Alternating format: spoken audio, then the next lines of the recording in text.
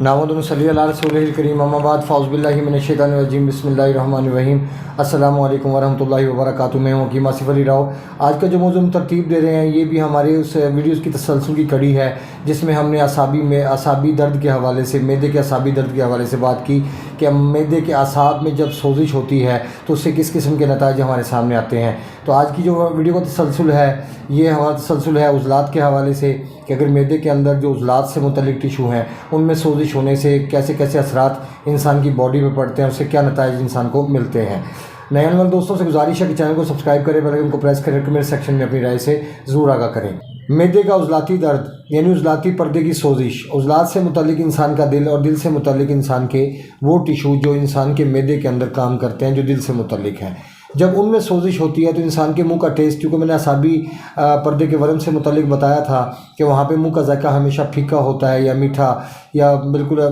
Normal सा, जैसे कहते हैं कोई जायका फ़ील ना होना। लेकिन जो उज़लात का दबाव है इसके अंदर मुख्तलिफ़ अलामात हमारे सामने आती हैं, उनको समझिए, उसके मुताबिक आप बहुत कुछ समझने का इंशाल्लाह आपको मौका मिलेगा और उसके मुताबिक फिर अपना ट्रीटमेंट कीजिए या अपना कम से कम परहेज़ को एक्टिव कर लीजिए ताकि आपकी तबीयत में बेहतरी आ सके। उज़लाती पर्दे का जो दर्द है ये बुनियाद बनते, इसकी भी जो बुनियाद है वो बनती है हमारी खुराक, सिगरेट का इस्तेमाल करना, भंग का इस्तेमाल करना, अफ़ीम का इस्तेमाल करना, शराब का इस्तेमाल करना, कोकेन का इस्तेमाल करना।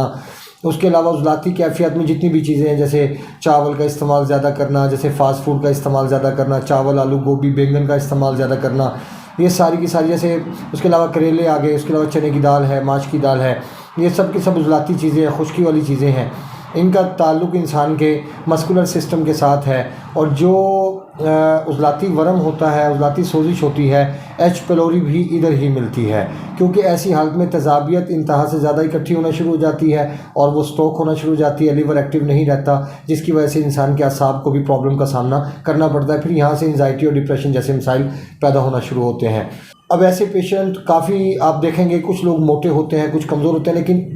सब चीज़ें कॉमन एक जैसी नज़र आएंगी। किसी का मुंह खट्टा होगा, किसी का मुंह कड़वा होगा।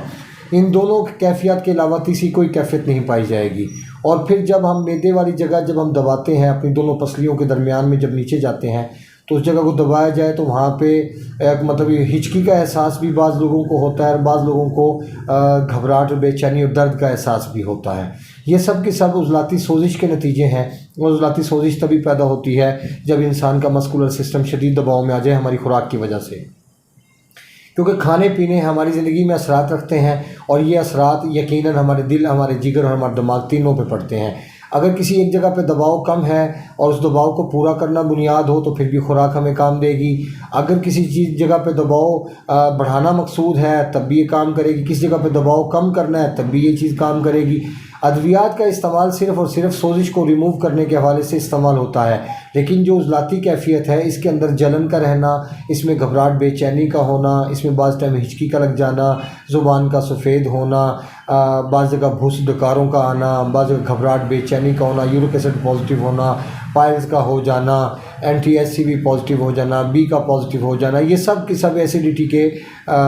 उसमें शामिल हैं कि एसिडिटी एक ऐसी चीज़ है कि जो पॉइज़न जब इकट्ठा होते होते ये खून को गंदा और काला करना शुरू कर देती है और ये इसका सबसे पहले इफ़ेक्ट पड़ता है इंसान के जिगर के ऊपर और दूसरा इफ़ेक्ट पड़ता है इस इंसान के मैदे के ऊपर और तीसरा इफ़ेक्ट इसका होता है इंसान के दिमाग के ऊपर। अगर देखा जाए तो एक जगह पर दबाव पड़ने की वजह से बाकी दो जगहें भी डिस्टर्ब हो गई, क्योंकि स्टमक हमारा सबसे सेंसिटिव पार्ट्स है, बड़ा शरीफ अज़ब है, ये बड़ा नाजुक होता है, लेकिन जब इसके साथ हम ज़्यादतियाँ करते हैं मुसलसल और ऐसी चीज़ों का इस्तेमाल करते हैं कि जो तेज़ाबियत से भरपूर होती हैं और जो खून को गंदा करने की सलाहियत रखती हैं, खून के अंदर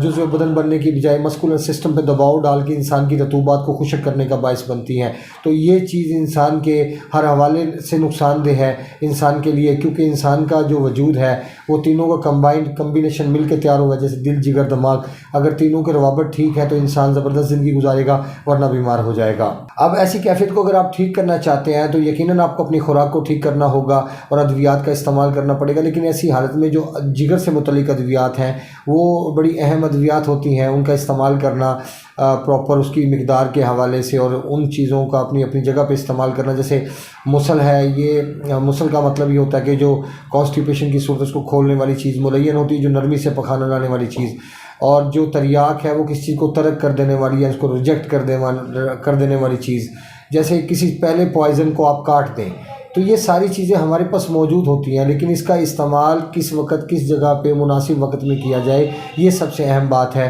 اور اس کو سمجھنے کے بعد ہی ہم بہتر زندگی کی طرف آ سکتے ہیں. اس حالت میں بادی چیزوں کا استعمال ترک کرنا بہت ضروری ہے، اور لیور کو ایکٹیو کرنا بہت ضروری ہے، جس میں گرم پانی کا استعمال کیا جا سکتا ہے، کھجور کا استعمال کیا جا سکتا ہے، انجیر کا استعمال کیا جاتا ہے. لیکن ایک بات یاد رکھیے کہ جب تک آپ اپنے جگر کو ایکٹیو نہیں کریں گے تو عضلاتی پردے کی سوزش کو ریموو کرنا ناممکن ہوگا. اپنے دوست احباب کا خیال رکھیں، ملتے ہیں انشاءاللہ مزید انفارمیٹیو ویڈیو کے ساتھ. وما علینا الا البلاغ المبین. السلام علیکم ورحمۃ اللہ وبرکاتہ.